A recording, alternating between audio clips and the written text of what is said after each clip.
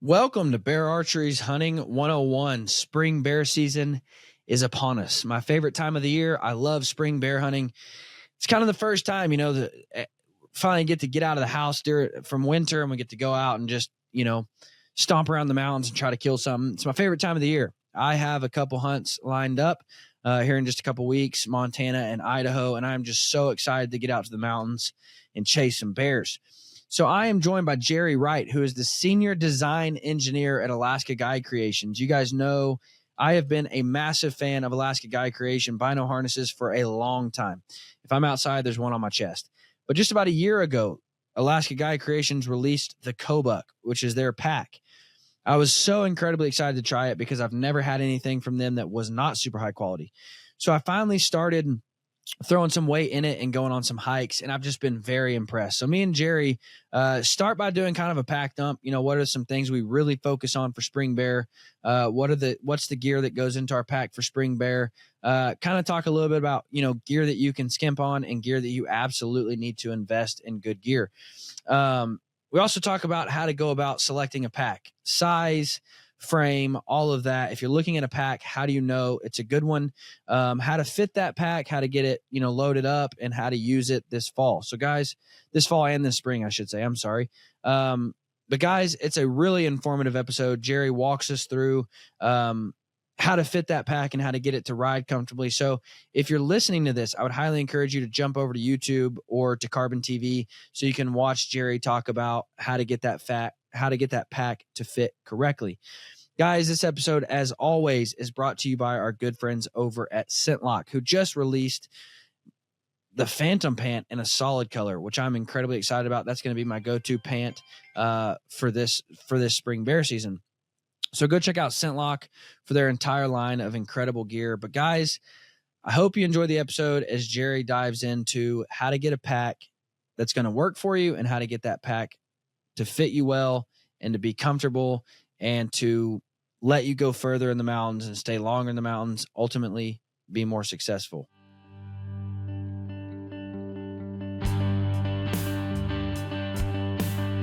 With over 90 years of innovation, Bear Archery continues pushing toward the goal of founder Fred Bear, making archery accessible for all. Fred believed the history of the bow and arrow were the history of mankind, and everyone should immerse themselves in the outdoor experience. Welcome to the Bear Archery Podcast, where the mission is simple: to hunt, grow, and inspire others.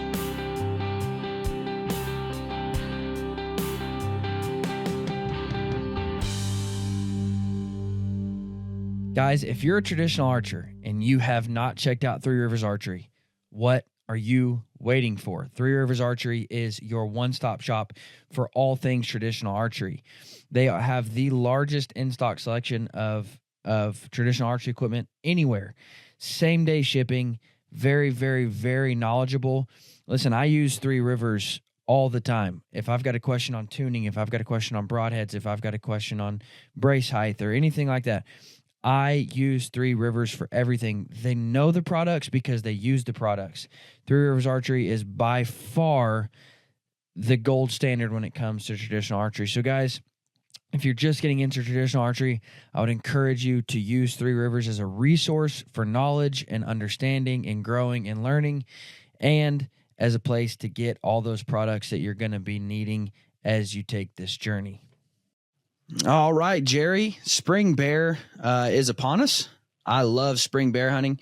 All of these freaks that get fired up about turkeys, I'm like, you do know there's bears to be hunted, right? Because I'm a big bear hunting guy, man. I love bear hunting.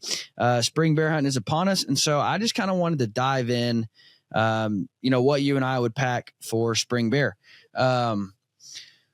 Over the years, my kit has gotten refined, and I am going to dive a little bit into, things that I think you can skimp on and things that I think you need to, bite the bullet and spend a lot of money on, because there are things that can make and break your hunt. So before we jump into all that, give us an introduction to yourself and what all you do there at Alaska Guide Creations.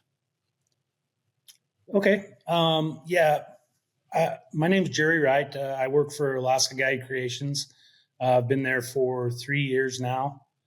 I'm a civil engineer. I worked for engineering firm here in Utah for about 18 years before I joined Alaska Guide, and started into designing outdoor hunting equipment, specifically backpacks and vinyl packs and things like that.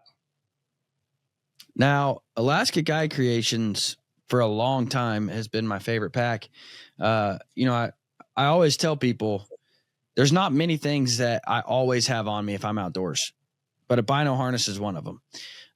I've worn Alaska Guide Creations for a long time. And so when the Kobuck was released, I got really fired up because basically everything I've ever seen from Alaska Guide Creations has been super high quality.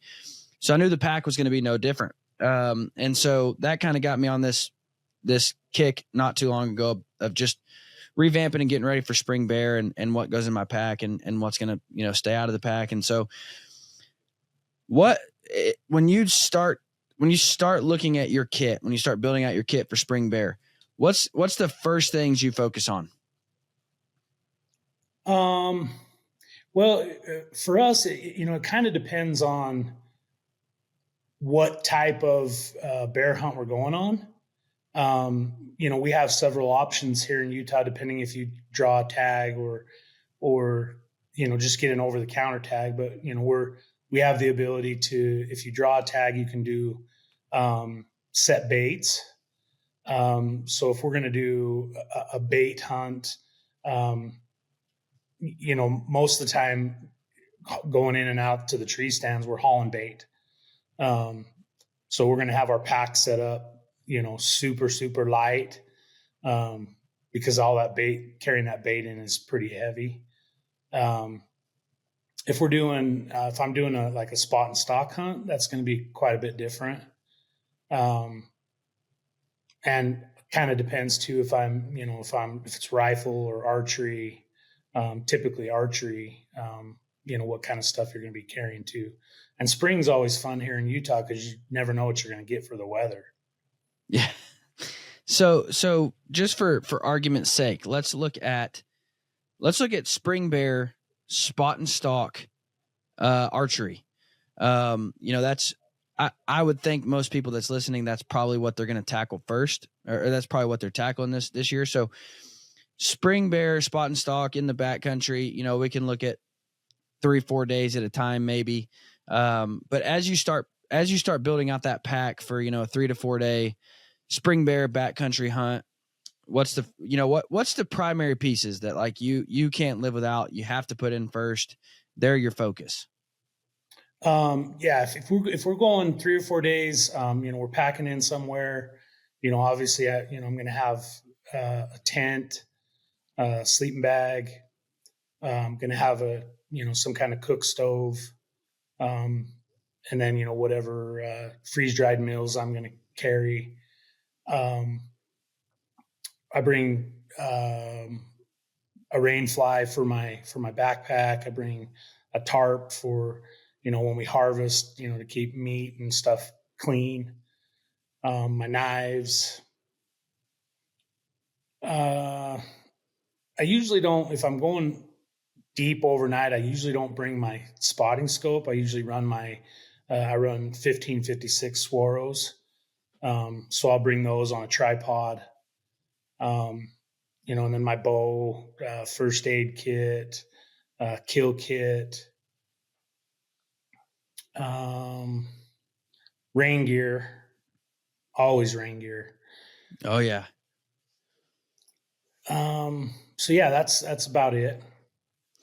Now, one thing you mentioned in your optics, and that's one thing I tell guys, spring bear, especially if you're in an area that has burned at all, you got to have good glass, because dude, those little burnt tree stumps will make you think you're seeing 100,000 bears, and you'll stare at a burnt tree stump for, 20 minutes before you realize, it hadn't moved. That's a stump.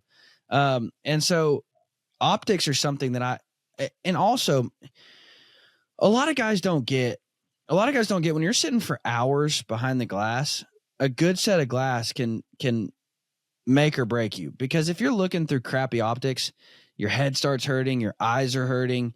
You can't stay in there and really pick apart the mountain. And so optics are something I tell, and whether you are using a spotter or binos, invest in a good set of optics and invest in a sturdy tripod, because I don't care how good of optics you got. If you put it on a crappy tripod and it's vibrating and shaking and, you can't see well, you've outdone spending the good money on the optics. So spend good money on a tripod with a fluid head and some optics, whether that is binos or whether that is a spotter. Spring Bear, I can almost always guarantee if I am carrying a spotter, it's going to be a small, compact, like the 55 from Koa, super light, really small, packs easy. Because, Spring Bear, you're usually not spotting, you're not glassing for miles and miles and miles. You're picking apart, little crevices and ravines at a time. And so I don't need a big spotter, so I pack that really small, light one. But you are right. I don't even hardly take a spotter for Spring Bear. Usually it's just the binos on my chest. But you got to invest in good optics. Another thing that I think you can't skimp on is boots.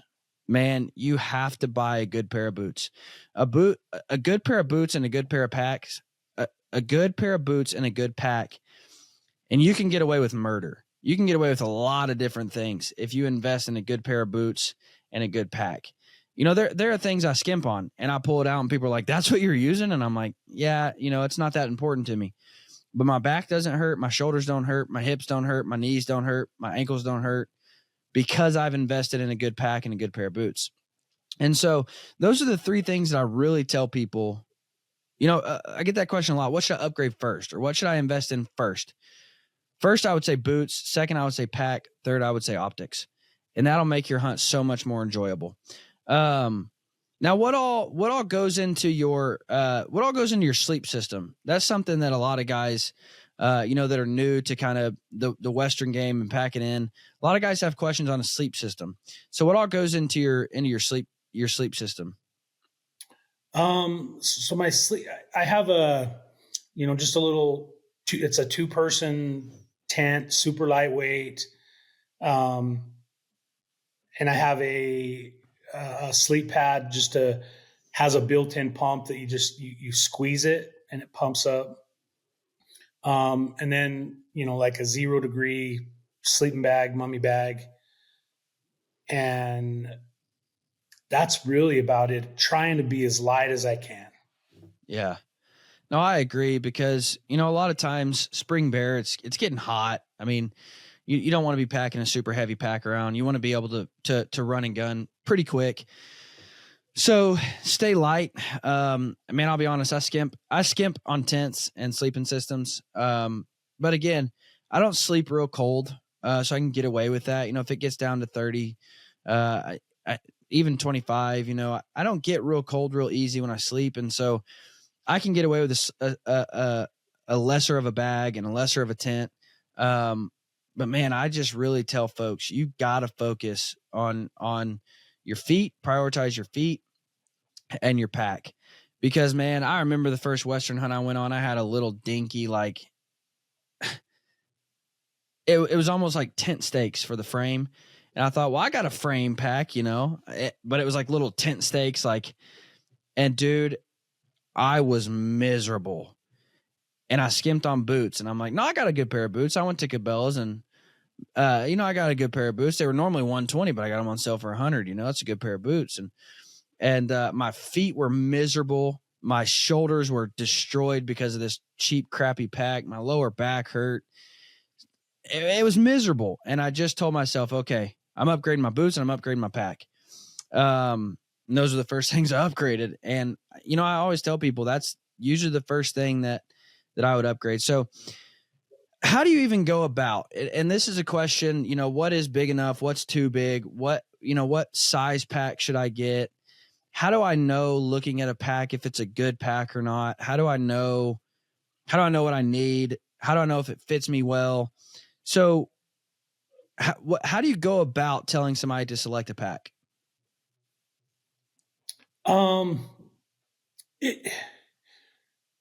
That kind of leads into why we built the pack that we built. There are a lot of good backpacks out there, and there are a lot of good backpack manufacturers. They've been doing it for a long time. And I've owned about every single one of them, and I've tried about every single one of them. Cause like you're saying, I've bought a pack, and that's the unfortunate part. You buy a pack in a store, you don't get to test it. You're just fitting it. Right. Oh, this seems to be good. You get it home, you load it up, you go on your first trip, and you start finding out things about it that, well, I wish it did this, or I wish I could adjust this. So you find those kind of things out, unfortunately, after you've purchased it. Yeah. But yeah, I mean, if somebody was asking me, the first question I'd ask them was like, well, what are you going to do? If they tell me, well, I'm going to go on a 5-night trip, I was like, well, you have to have a big pack. It has to be light, and it has to have some organization to where, you're backpacking in and you need to get something out. You're not digging through your entire pack to find it. So, size and organization and, and how much it weighs. Yeah. Now, what's your size gauge? Like, if somebody says 4 days, where do you immediately go? 2,400, 3K, what do they need? How do you gauge that? And what's a good, just kind of all around, this would be good for anything and everything? Because most guys aren't going to buy, most guys can't go out and just buy 3 different packs for, well, this is my spring bear, this is my fall elk, this is my day pack or whatever. Most guys are going to buy 1 pack. So what's a good size do all? But if they are looking at like, okay, 3 days, this is a good standard, 4 days, 5 days, where do you kind of draw that line as far as sizing for a pack goes? I would say, you're a good size average, I'd be shooting in the 4,000 to 5,000 range, somewhere in there. If you're going longer than that, you're going to be looking at 6,000 or 7,000, total, and there's not very many packs that just in the compartment get you there, but you can add on, the different pouches and pockets and stuff and get enough a volume that way. But yeah, I'd say between 4,000 and 5,000 for mid range. Now, and so that's going to be your good, kind of do all. You can get by on a longer hunt with that. But really, even, I tell guys on a longer hunt, if it's possible, if you're going on 7 days, which is a long time to be in the mountains, you push 10 days. That's an incredible time to be in the mountains. I really tell people, try to split it up, man, if at all possible. I understand sometimes it's not, but if at all possible, go in for 5 days. That way you've only got 5 days worth of food. That way, you can come down, you can restock food, you can, something's messed up, something's broke, you can fix it then. So I usually tell people, if you're going on a really long hunt and, take the pack limitations out of it. You say, oh, I've only got a 3K, so I can't go on 10 days. Take that out of it. I always tell people there's a lot of benefit to coming down for, an afternoon, after day 5, before you go back out, after day 4, whatever, come down for an afternoon, grab you a shower, grab you a bite to eat, get a good night's sleep, whatever, and then head back out. It breaks it up really, really, really well. It keeps your pack lighter because you're not trying to take in 10 days worth of food. But if somebody is, really gonna push that distance, do you have kind of like a standard as far as X amount of days equals X amount of space in a pack? No, not really. And as you get into that, just like what you were saying, if you're going to be 7+ days, bringing enough food and bringing enough water, there's a lot of places out, where we hunt that there's just not water where we want to camp or where we want to hunt, without dropping 1,000 feet of elevation to get water in the bottom of some canyon. Yeah. And, so then you're like, well, I'm going to bring water, and I'm going to bring the ability to hike down in there and get more water and bring it up and, be able to have a stash. But yeah, when you start getting into some of those big packs, I think that's where you're seeing a lot of those guys, they're going the extreme stuff, maybe in the Yukon, um, hunting sheep or moose, just those big hunts. And,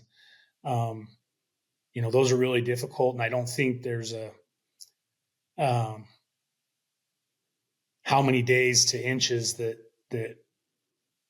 would equate to that, to get you, this is what I got to go with. Yeah. So how do you, taking size out of the equation, what should somebody be looking for in a pack? I'm getting ready for a fall elk hunt with some buddies, and for a couple of them, it's their first Western trip. And like, where do I start with a pack? How do I even know? Like, if I'm looking at them, how do I know? How can I even tell this is a pretty good pack? Outside of just cost. I mean, because listen, dude, I've spent some money. I mean, real money on a pack, and I'm like, this thing is garbage. I hate everything about it. So don't just look at price and say, well, that's expensive. It's got to be a good pack. What do they look for in a pack to know this is a well-built pack? It's going to function well. It's going to be comfortable. It's going to carry weight well. How do you go about looking at that? For me, the things that I would look at, based on, past experience with packs and things that I didn't pay attention to, 15 or 20 years ago. How does it haul? Can I haul meat out with me at least on one trip? I'm 4 or 5 miles in, I've harvested an elk. I don't want to waste a trip. I want to bring something out with me on the first trip. How does it haul that? Does it have a detachable bag where you can put, the meat, on a load shelf close to your body and still be able to bring the rest of your stuff out with you, on a trip? How also I look at, how well does it hold, if it has hauling capability, how well does it hold the meat on there? Because a lot of times if you're deep, you might consider boning out a hind quarter, and the second you bone that out, it's almost like I describe it as like jelly. It's hard to keep that meat, if you don't have enough straps or you don't have enough weight, the hind quarter, the meat's falling out one side or the other side, and you're always adjusting your load. And so, I like to have it, where it's all, a lot of straps, it's secure than load. And then I don't have all my other stuff sitting on top of it. I can separate my clothes or my rain gear or something out so it's not sitting right up against that meat. I also like to have the ability to, if I'm on a rifle hunt and I'm packing out, I want my gun to be able to strap to the pack somehow, so I don't have to carry it, or my bow. So those things are probably most critical to me, is how it handles those things, that aren't normal. Most of the time you're just hunting and packing and it's, you're fine. But, the second you harvest an animal, the game changes, and, time is of the essence. How fast I got to get that out of the field, so I don't lose any to spoilage or whatever. So those are super important. I always tell guys, if a pack can haul well, then it can do everything else well. I mean, if you can throw 150, 200 pounds on that pack and hike well with it, then it's going to carry 30, 40 pounds and you're going to be fine for the entirety of the hunt. You know what I mean? So that truly is the test, not how comfortable is it with 30, 40 pounds. Cause I can make any pack comfortable with 30, 40 pounds. How comfortable is it when I throw, a hind quarter in there? How comfortable is it if I pack this to the gills and pack it to the max? How does it carry then? And if it carries well in that state, then it's going to carry well, throughout your hunt until you kill the animal. So I always tell people to fit your pack heavy. Like, so many dudes, here's the problem that I have found. So many dudes, they buy a pack they put it on, they get it fitted. They're like, yeah, that's really comfortable. Then they throw all their weight in and head out to the mountains, and they're like, oh my, it's pulling down on my shoulders. It's riding on my hip, whatever. Fit your pack with it heavy, and fit your pack with it hopefully as heavy as you'll get it, meaning boned out. So when I go to fit a pack, when I get a pack and I'm trying it out, I want to throw 200 pounds, 150 pounds in that pack and get it fit right then. And then I'll know, okay, this is going to fit well when it's heavy. It doesn't do much to put a pack on in the store. You roll into a store, it doesn't do much to put a pack on and say, oh yeah, it fits me pretty well. It doesn't really do much. And that's why, and you guys weren't at Western this year, I don't think. Western Hunt, were you? We were not.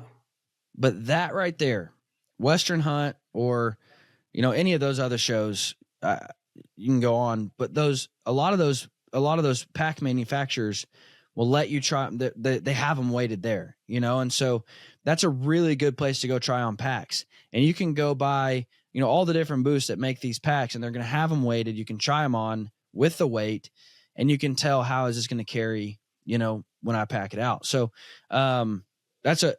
that is a really good starting point. But once you get the pack, Jerry, you know as well as I do, there's 84,000 straps on this thing.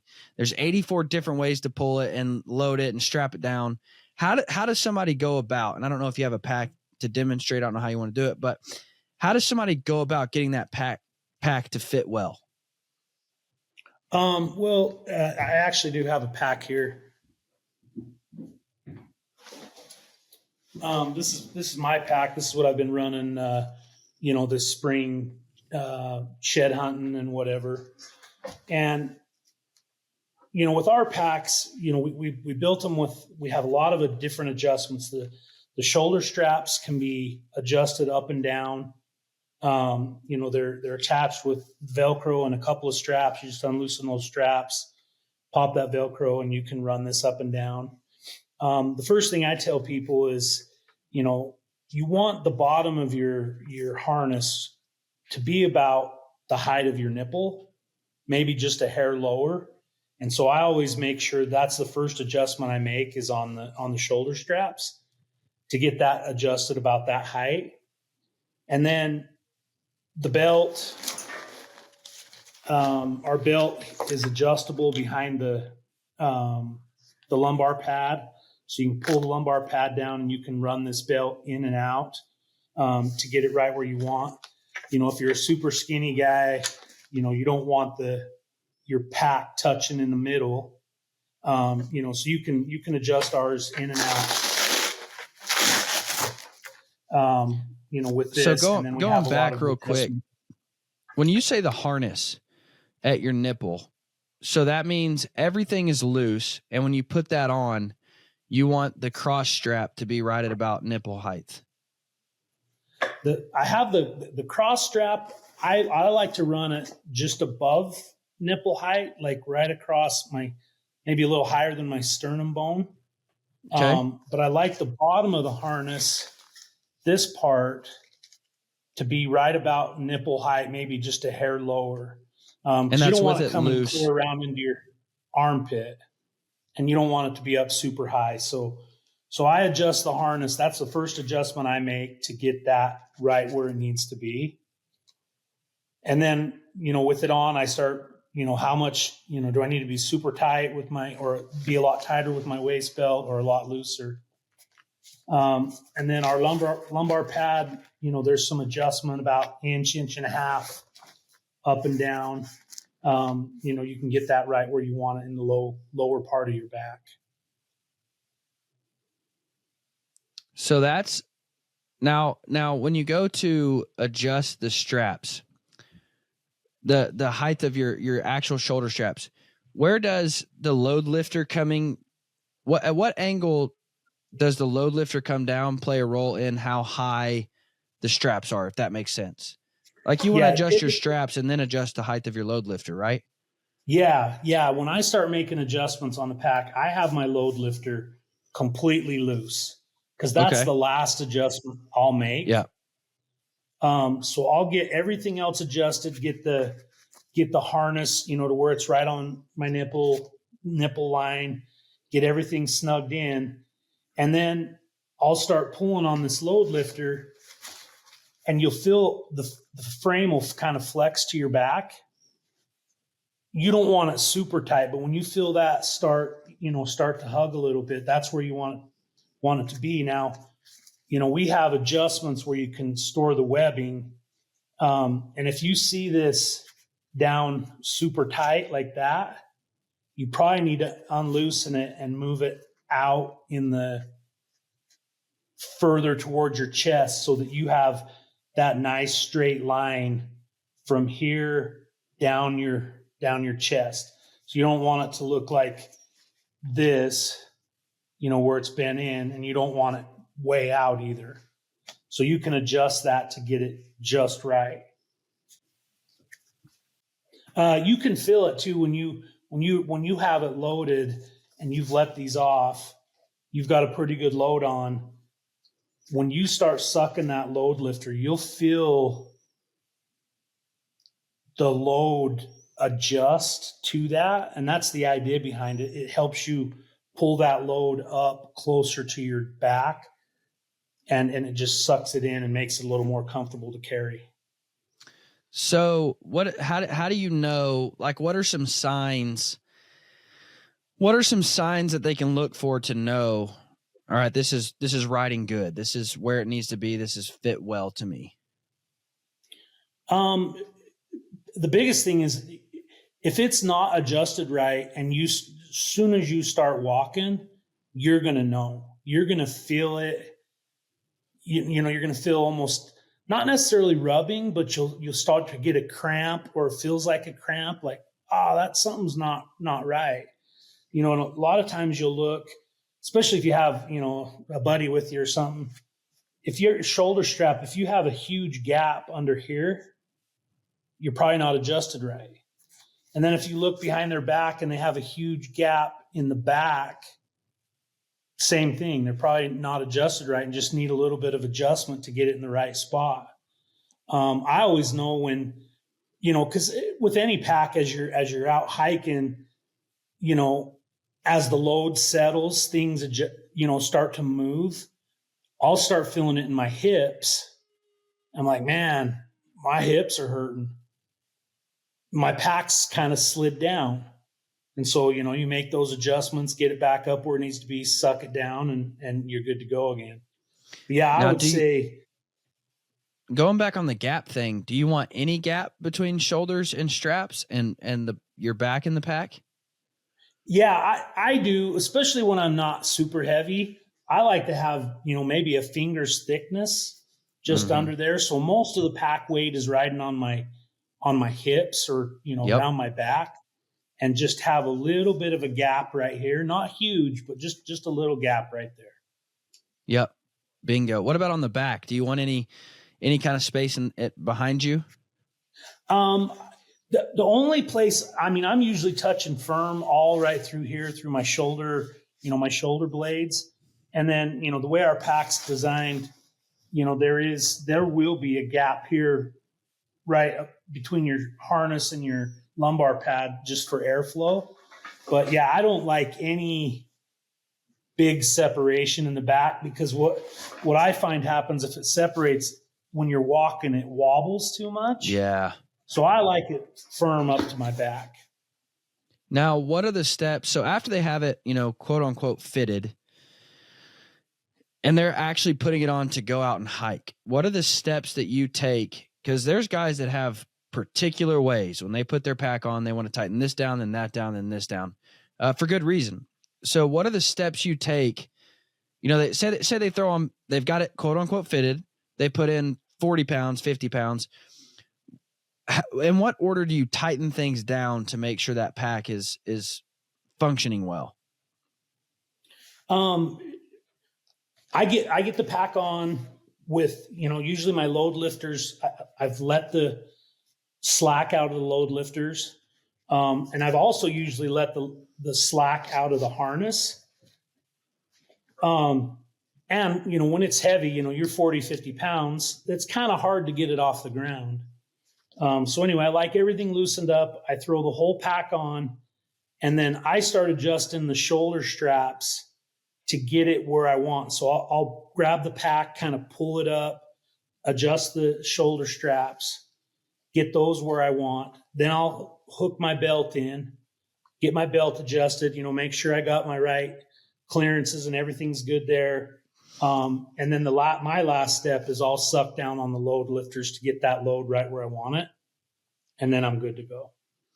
So if you don't have enough adjustment on the load lifter, like if you can't pull it far enough down, then you need to move.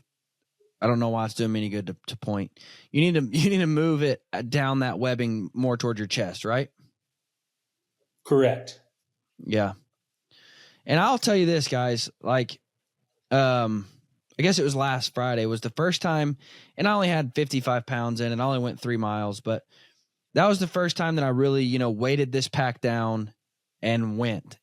And I absolutely loved it. It was incredibly comfortable. It rode really well, carried the weight really well. One thing I do want to talk about is weight distribution in your pack. So, let's take meat out of the equation. We're looking at, packing your pack for the hunt. How do you pack stuff to where the weight of the pack is distributed well?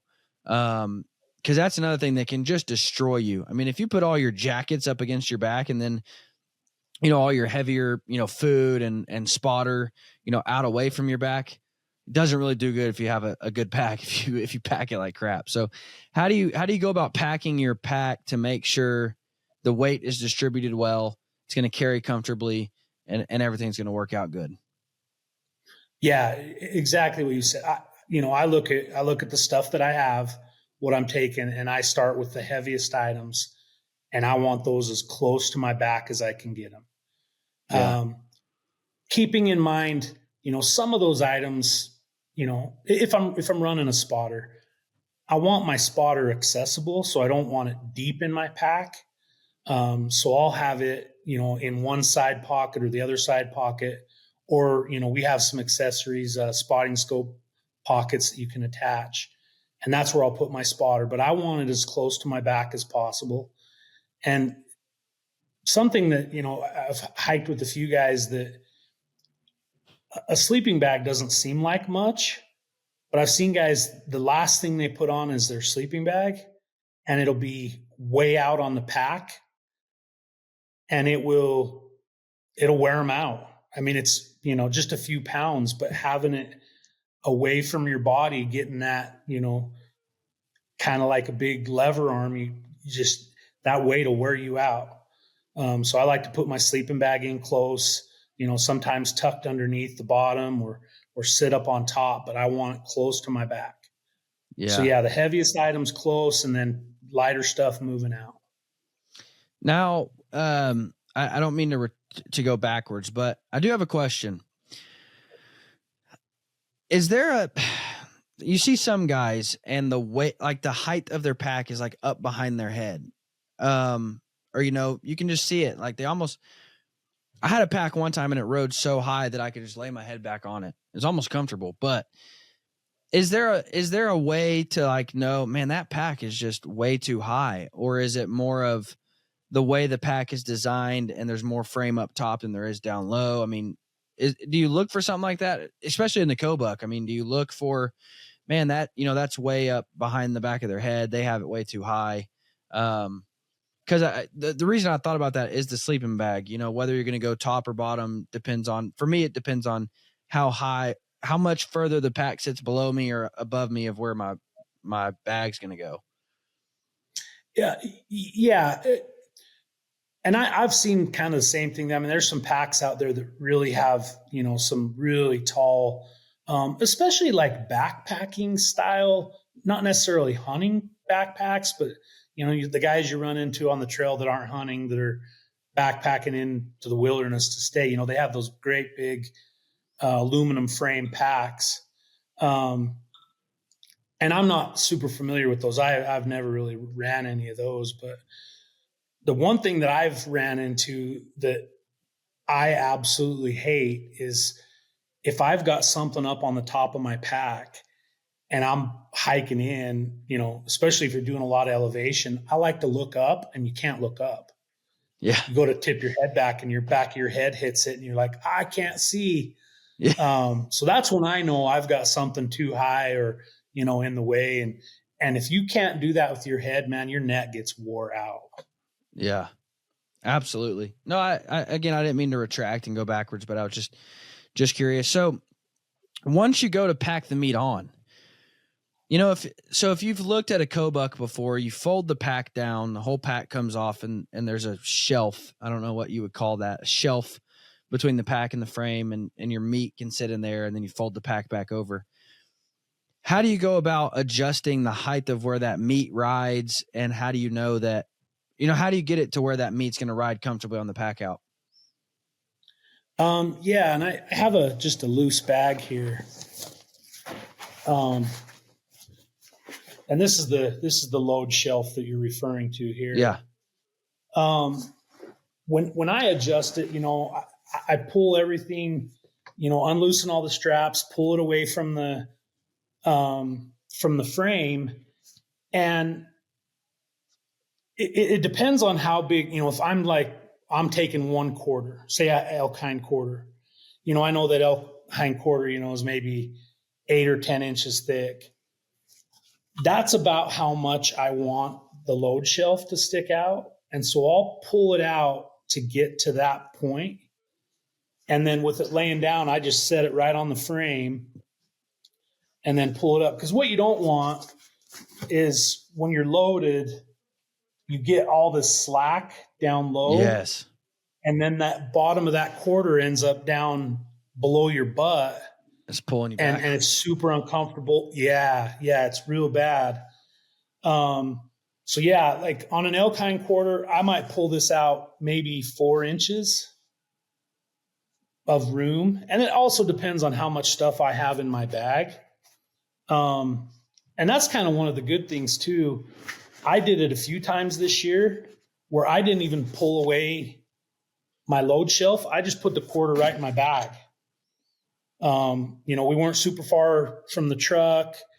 I was running the lid on top, so I was able to put all my stuff in the lid, and then I put the quarter right in the bag.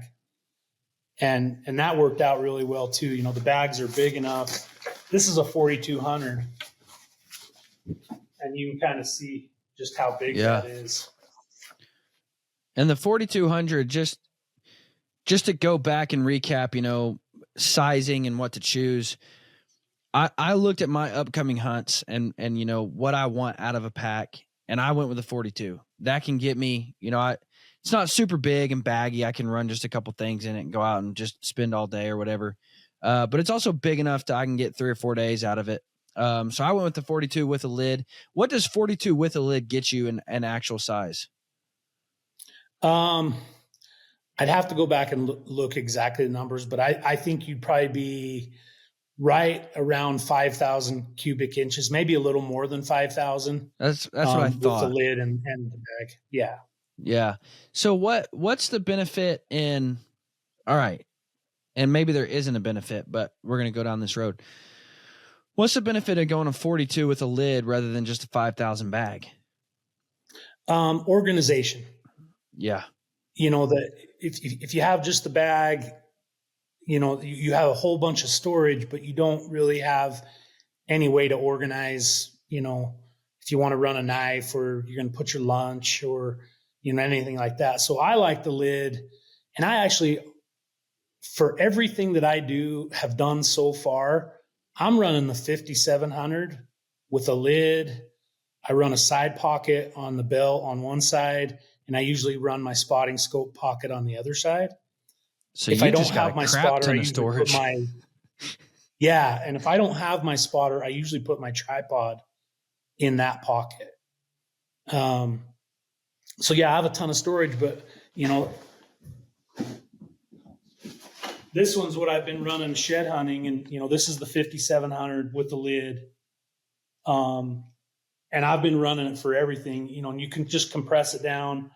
I don't have hardly anything on the inside. I think I have my rain gear and first aid kit and a couple things on the inside, but pretty much everything else is just running in the lid. Some gloves, flashlight, and then I, usually put my lunch or snacks in this bag. But tons of storage, tons of organization. Very cool. How long ago did the Kobuk come out? So we launched it it's been a year when we launched it, made it available. We actually started designing it a little over 3 years ago. When we came out with the first prototypes, we did some testing, field testing. We made a bunch of adjustments, got some things, redone, some things we found out. And then we actually, reached out to a bunch of people we know, some different guides, some different hunters, and just sent them packs and said, hey, go use this for, whatever you're doing, tear it up, destroy it, and give us feedback. We want to know if it's good, if you love it, if you hate it. And, we probably had about 10 or 12 guys run it. And I mean, these are pretty extreme guys, and they came back and, gave us, some pretty good feedback. We went through another round of, updates and prototyping, and then finally came out. And yeah, it's been about a year. What has been the furthest, that you've pushed that pack? I've probably, weight-wise, I've probably been maybe 90 to 100 pounds, somewhere in that range. I know one of the guys that's been using it, he came out with 13 elk sheds, if I remember right, and he was like 112 pounds. Yeah. There's some pictures of it on our website, I'm pretty sure, but so we've had some guys that have been over 100 pounds. I personally haven't been over 100. We actually tested it before we released it, and we had over 200 pounds in it, just on the frame and shoulder straps. So it wasn't even supported by the waist, and it was good. Well, and that's what, I was telling people, when I was telling people to fit your pack heavy, and I said 150, 120, whatever. Not that I ever want to push it that far going up and down the mountain, but again, I know that if I can get that pack to sit comfortable with 120 pounds, then it's going to handle anything I do, out in the mountains comfortably. So, when I'm fitting a pack, I want to push that pack as far as I can weight wise, to make sure no matter what I push this to, it's going to be comfortable on me. So, do you have any spring bear hunts planned this year? You going out and killing some bears? I do not. I don't have a spring tag this year. That's a problem. Zach actually has a tag, and I think he's going to go this weekend, but no tags for me. Now I'm excited to really get the pack out in the mountains, and I've got Montana spring bear and Idaho, and I'm excited to really put that pack to the test because again, I preach about not skipping on packs, and when I tried that pack out, I just thought it's incredible. It's super comfortable. The quality of it is phenomenal. Sometimes you just look at a pack and you're like, I don't know. Like the stitching just looks cheap, and this, the material is loud, whatever it might be. And when I looked at that pack, it was just everything checked all the boxes. And then I finally, started testing out and using it, and I fell in love with it. And so kudos to you guys, man. You did a really good job on it.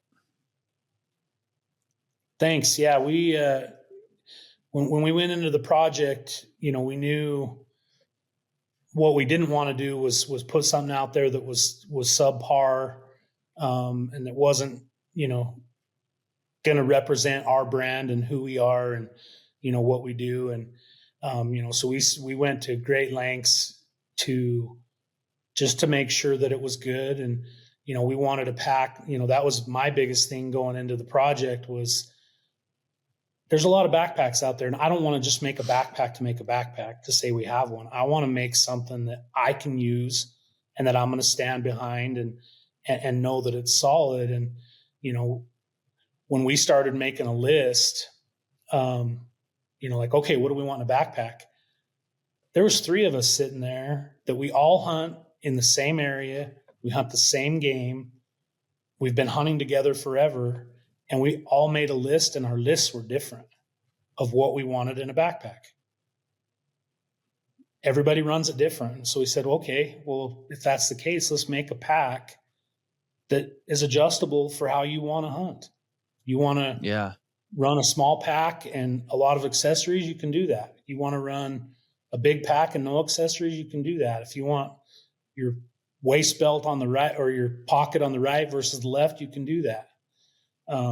You know, we've made it so all our accessories can adapt to it. You know, our holsters, our bino pack can connect into it. We just wanted to be super functional and have a ton of options so that you could set it up and run it the way you want. Yeah. And I feel like you guys have done that, man. So really good job. I have been incredibly impressed with it. Guys, if you have not checked out the Kobuck, I would highly encourage you to go check it out. Are there any stores they can go and put one on or try one out on? Al's Sporting Goods has them, and Black Ovis has them. Those are the only ones right now. We're working on getting them into Sportsman's, and we're working on getting them into Cabela's. But right now, Al's Sporting Goods and Black Ovis. Very cool. Guys, I would highly encourage you to go check one out. You will not be disappointed. Those 2 buddies of mine that, you know, have never been out west and asking me about packs, I'm like, listen, I can speak to several different brands, and I would go with the Kobuck. So it's a phenomenal pack, guys. Go check it out. You guys know I'm a big fan of Alaska Guide Creations. You don't see me outside with that one on. So when they came out with the pack, I was thrilled. So guys, go check it out. Guys, if you've been around hunting at all, you've probably heard of a little company called Muddy. I have learned that if it says Muddy on it, I can trust it. From tree stands, ground blinds, trail cameras, to all the accessories. If it says Muddy, it's a name I can trust. I love their tree stands. I love their ground blinds. I love their trail cameras, the new Merge and their Morph cellular trail cameras. They're phenomenal, especially when you pair them up with a solar panel and they last forever. Guys, I would encourage you to check out Muddy for all your tree stands, ground blinds, all the accessories, bow hangers, harnesses, everything tree stands or ground blinds or accessories related. If it says Muddy, I know that I can trust it. Guys, I know the new Rage. The new Rage is these super light tree stands that cost like $400. And I'm like, well, why would I spend $400 on one when I can spend $100 and get 4 tree stands that are all going to perform? They're all going to be safe. They're all going to be comfortable. Guys, Muddy is the gold standard, in my opinion, for what a tree stand and a ground blind and trail cameras should offer you.